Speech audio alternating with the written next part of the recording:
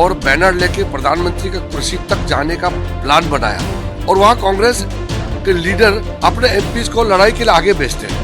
नमस्कार, स्वागत है आपका एनएमएस न्यूज में। मैं हूं आपके साथ शबनम। क्या 4 फरवरी की शाम लोकतंत्र के सबसे बड़े मंदिर में कुछ ऐसा होने वाला था जिसकी कल्पना मात्र से ही रोंगटे खड़े हो जाते? क्या देश के प्रधानमंत्री नरेंद्र मोदी विपक्षी सांसदों के एक गुप्त चक्रव्यूह के निशाने पर थे? संसद के गलियारों से लेकर सोशल मीडिया के गलियारों तक अब सिर्फ एक वीडियो की गूंज है जिसने पूरे देश को हिलाकर रख दिया है। यह सिर्फ वीडियो किसी फिल्म का सीन नहीं है, बल्कि लोकतंत्र की गरिमा को तार-तार करने वाली उस काली साजिश का सबूत है जिसे केंद्रीय मंत्री किरण रिजिजू ने सार्वजनिक किया है। गौर से देखिए इन तस्वीरों। बड़ा सोच समझ करके एक दलित व्यक्ति को और कल उनको सभापति का मौका दिया, लेकिन मेरे खेद का विषय है कांग्रेस पार्टी के नेता राहुल गांधी के इशारे। संसद के भीतर शोर शराबा तो आम बात है, लेकिन हाथ में लंबे बैनर विपक्षी सांसदों की ये फौज जिस तरीके से सत्ता पक्ष की ओर बढ़ रही थी वो सामान्य नहीं था। आगे आगे महिला सांसदों का दस्ता और पीछे पीछे पुरुष सांसदों की ढाल। ये किसी विरोध प्रदर्शन की रणनीति कम और किसी अप्रिय घटना को अंजाम देने की तैयारी ज्यादा लग रही थी। सदन के भीतर प्रधानमंत्री मोदी की कुर्सी को जिस तरीके से घेर लिया गया, उसने सुरक्षा एजेंसियों से लेकर खुद लोकसभा स्पीकर के माथे पर चिंता की लकीरें खींचकर रखी। रिजिजू के इस वीडियो ने उस दिन के उस सस्पेंस से पर्दा उठा दिया जिसने संसद की कार्रवाई को अचानक से रोकने को मजबूर कर दिया था। मोदी के भाषण को रद्द करवा दिया गया। अब सवाल उठता है कि क्या विरोध के नाम पर पीएम मोदी को शारीरिक चोट पहुंचाने की कोई बड़ी प्लानिंग थी? आखिर क्यों बीजेपी के सांसदों को हाथ जोड़कर विनती करनी पड़ रही थी? ये वीडियो चीख चीख कर कह रहा है कि उस दिन संसद में सिर्फ हंगामा नहीं बल्कि कुछ अप्रत्याशित होने वाला था जिसे वक्त रहते भांप लिया गया। अब किरण रिजिजू ने विपक्ष की काली करतूतों को न सिर्फ वीडियो के जरिए उजागर कर दिया है बल्कि ट्वीट कर बड़ा खुलासा भी कर दिया गया है। किरण रिजिजू ने बाकायदा लिखा है, माननीय सांसदों के इस तरह के व्यवहार को कौन सही ठहरा सकता है? हमारे नेतृत्व का निर्देश बिल्कुल स्पष्ट था कि हमें सदन की गरिमा बनाए रखनी चाहिए और बीजेपी के किसी भी सांसद को अभद्र विपक्षी सांसदों के साथ हाथापाई या शारीरिक टकराव में नहीं पड़ना चाहिए। किरण रिजिजू ने न सिर्फ वीडियो ही जारी किया बल्कि विपक्ष की उस मानसिकता पर कड़ा प्रहार बयान देते हुए भी किया जो मर्यादा को, हर सीमा को लांघने वाली थी। रिजिजू का ट्वीट साफ संदेश दे रहा है कि बीजेपी सांसदों को शांत रहने का निर्देश था, वरना उस दिन सदन कुश्ती का अखाड़ा बन सकता था और सदन में बहुत कुछ गलत भी हो सकता था। ये बिल्कुल सही है। राहुल गांधी जी और उनके कांग्रेस के टीम ने जानबूझ करके महिला सांसदों को आगे भेजा और बैनर लेके प्रधानमंत्री का कुर्सी तक जाने का प्लान बनाया और हम लोगों ने संयम से अपने सांसदों को रोका। हम लोग अपने सांसदों को रोकते हैं ताकि वहाँ लड़ाई झगड़ा ना हो जाए, हाथापाई ना हो जाए और वहाँ कांग्रेस के लीडर अपने एमपीज को लड़ाई के लिए आगे भेजते हैं। अब फर्क सोचिए, हमारा नेताओं के सोच और कांग्रेस के नेताओं के सोच में कितना अंतर है।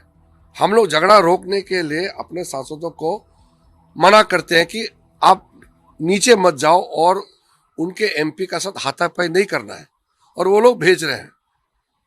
तो आप तस्वीर जो देखे हैं, पूरा देश ने देखा है कि कांग्रेस के एमपी कैसे आगे बढ़े और प्रधानमंत्री के जो बैठने वाला कुर्सी है वो पार करके दूसरे नंबर तक चले गए। तो उसको कांग्रेस क्या कहेंगे? पूरे कांग्रेस पार्टी, राहुल गांधी और पूरे कांग्रेस पार्टी को माफी मांगना पड़ेगा।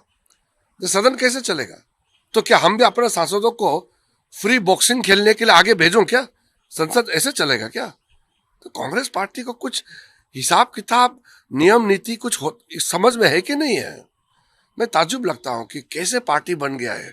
कांग्रेस पार्टी जैसा इतना नीच स्तर में जाएंगे मैंने कल्पना नहीं किया था कभी भी। लेकिन असली सनसनी तो तब फैली जब मनोज तिवारी जैसे नेताओं ने छूटते ही दावा कर दिया कि विपक्षी महिला सांसदों ने पीएम मोदी की कुर्सी को चारों तरफ से इस तरह घेर लिया था कि सुरक्षा का घेरा टूटने ही वाला था।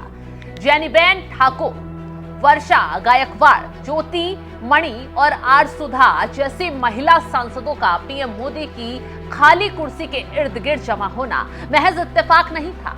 स्पीकर ओम बिरला को मिली इनपुट के मुताबिक कांग्रेस के कुछ सांसद प्रधानमंत्री मोदी के इतना करीब जाने के फिराक में थे जहां से कोई भी अनहोनी हो सकती थी, और इसी कारण स्पीकर ने खुद पीएम मोदी से आग्रह किया कि वो सदन में न आए। कल्पना कीजिए, एक प्रधानमंत्री को अपने ही देश की संसद में आने से रोकना पड़ा क्योंकि वहां उनकी सुरक्षा को खतरा था।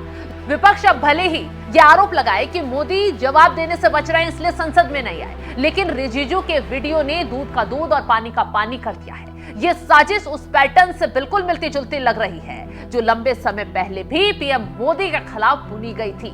याद कीजिए, पंजाब का वो फ्लाईओवर जहां पीएम मोदी का काफिला 20 मिनट तक फंसा हो रहा, और ये कब हुआ? कांग्रेस के राज में, क्योंकि पंजाब में उस वक्त कांग्रेस सत्ता में थी। वहां भी सुरक्षा में चूक का यही खेल खेला गया था। कभी मोदी तेरी कब्र खुदे किनारे, तो कभी बिना सबूतों के उन पर निजी हमले।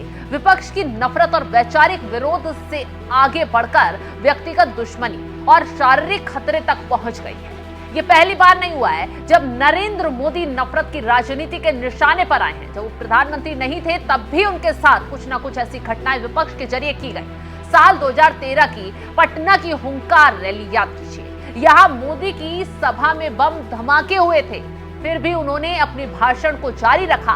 विपक्ष की छटपटाहट तब और ज्यादा बढ़ जाती है जब वो मोदी को चुनावी मैदान में नहीं हरा पाते। संसद की इस घटना ने दिखा दिया है कि विपक्ष अब किस हद तक गिर सकता है। 4 फरवरी की शाम 5 बजे पूरा देश पीएम मोदी के संबोधन का इंतजार कर रहा था। तब सदन के भीतर घेराबंदी की स्क्रिप्ट लिखी जा चुकी थी, यानी संसद के भीतर लोकतंत्र का गला घोटने की तैयारी थी। और रिजिजू के खुलासे के बाद अब विपक्षी खेमे में खलबली है, क्योंकि सवाल यही पूछा जा रहा है कि क्या महिला सांसदों को ढाल बनाकर किसी बड़ी वारदात को अंजाम देने की कोशिश थी? क्या सदन के भीतर पीएम मोदी की गरिमा और सुरक्षा को जानबूझकर खतरे में डाला गया? फैक्ट्स और वीडियो गवाही दे रहे हैं कि 4 फरवरी को लोकतंत्र के मंदिर में जो हुआ वो महज हंगामा नहीं था, बल्कि एक सोची समझी साजिश थी जो नाकाम हो गई, और इसीलिए विपक्ष अपनी साजिश में खुद फंस गया। फिलहाल इस खबर को लेकर आप क्या कुछ राय रखते हैं कमेंट बॉक्स में जरूर बताइएगा, और तमाम बड़ी खबरों की अपडेट के लिए आप हमारे साथ जुड़े रहें। नमस्कार। कांग्रेस राहुल गांधी के इशारे